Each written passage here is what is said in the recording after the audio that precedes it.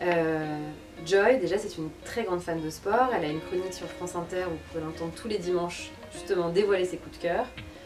Joy, c'est aussi une grande fan des États-Unis. Ah bah, heureusement. Voilà, Oui. hein.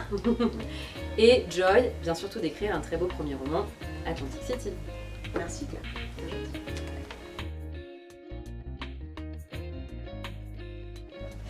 On me demande pas les trop choses à savoir sur Claire, moi, sur mon livre. Sur mon livre, la couve, j'aime beaucoup la couve est très belle. Non, c'est un roman qui se passe à Atlantic City, aux États-Unis. C'est un roman choral qui se passe sur une journée. Et c'est un roman que j'espère que vous aimerez. J'en suis sûre.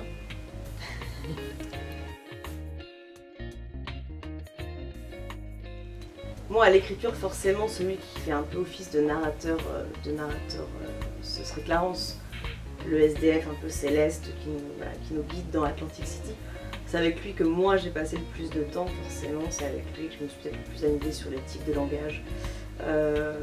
Mais après, je les aime tous, c'est tous un peu moi, c'est tous un peu des gens que je connais et des gens que j'aime, mais on va dire que ce serait Clarence.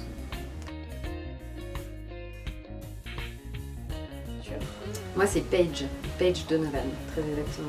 Cette jeune femme en quête d'ailleurs qui n'a de cesse d'avoir envie de quitter cette ville qu'elle ne supporte plus, et c'est vraiment un personnage très voilà, Carson McCullers, une Frankie Adams du 21e siècle qui s'ennuie dans une ville où tout brille mais où en même temps elle se morfond.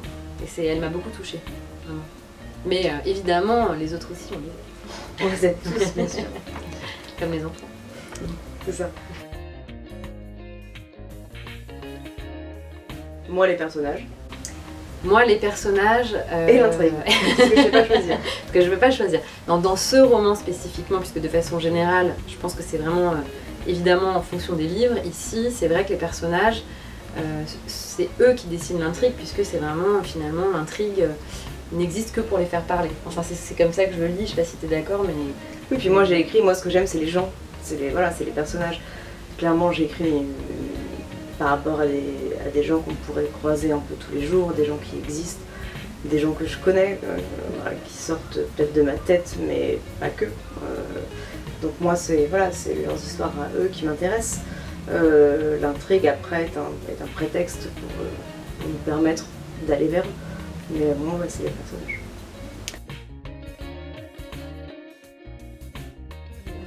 Oh non, c'est hyper dur comme question. Moi, je réponds pas. La première phrase. Ah, je vais pas faire très ou les original, remerciements. mais... Non, les remerciements. Ah oui. Je peux prendre les remerciements. Et moi, je dirais vraiment le début, tout simplement parce que, de fait, c'est un roman choral avec des personnages très différents. C'est impossible de choisir un passage préféré. Mais dès le début, avec cette phrase extrêmement, d'ailleurs, je dois dire, qui a été sélectionnée parmi les meilleures phrases, première phrase de la rentrée littéraire de toute cette rentrée. À vous alors, vous êtes ponctuel. Et ben voilà, ça nous amène dans cet univers. Et moi, les remerciements, comme ça on a bien clos, puis être obligé de lire le milieu. Voilà. Exactement. C'est hyper cool. J'ai tellement de chance, c'est génial.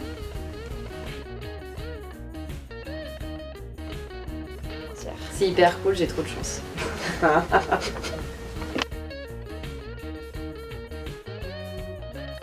Comme dans mon livre, je crois que j'écoutais la radio, France Inter, à 7h55, le 22 septembre, et juste après, à mon avis, j'allais appeler mon grand-père pour lui souhaiter un bon anniversaire, puisqu'il est né le 22 septembre. Mais j'écoutais la radio à 7h55, c'est sûr. Et moi, je crois que j'étais en train de courir pour prendre le métro, et je venais d'éteindre la radio, j'écoutais France Inter aussi. Corporate, c'est bien.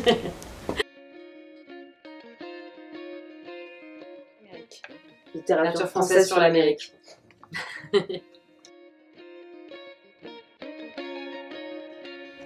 Alors déjà on ferait pas un club de lecture, c'est un peu chiant un club de lecture.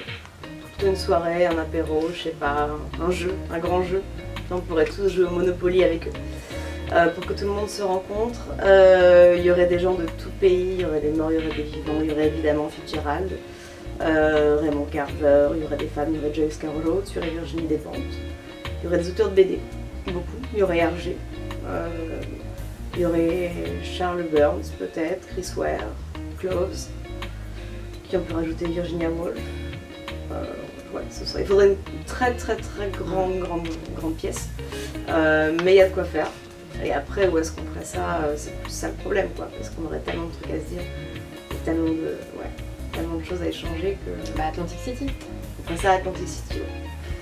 À mon avis, il y aura un casino qui sera libre d'ici là, qui sera vide. Et on pourrait faire une grosse soirée là-bas avec tous ces gens qui parleraient que de bouquins et de littérature. Et on fera un truc super.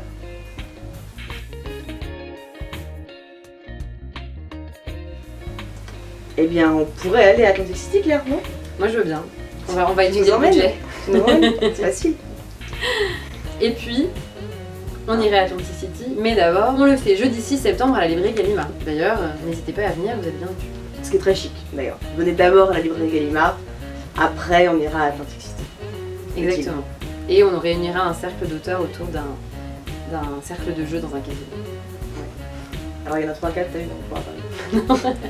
On va essayer de Avec trouver la des vivants aussi. technologie, quoi. Ouais, Avec on la technologie. va y arriver, pas les hologrammes. Ça va être super.